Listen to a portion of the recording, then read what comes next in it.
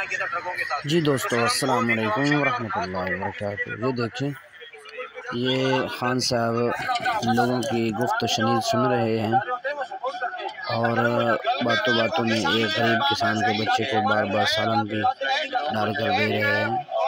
ये होते हैं असल लीडर।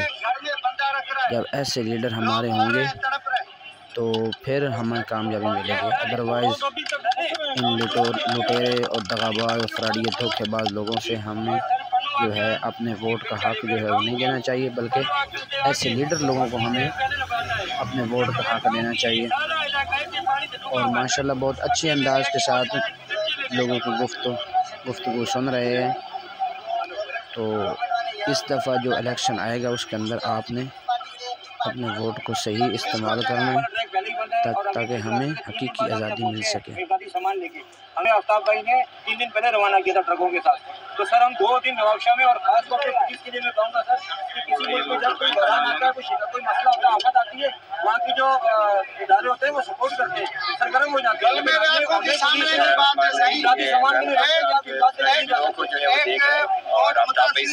सामान है वो एक घर में बंदा रख रहा है, लोग मर रहे हैं, तड़प रहे हैं। ये सर लोग अभी तो डरे हुए हैं।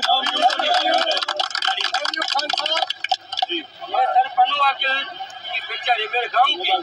पनुआ के से आगे जो घोटी से पहले लगाता है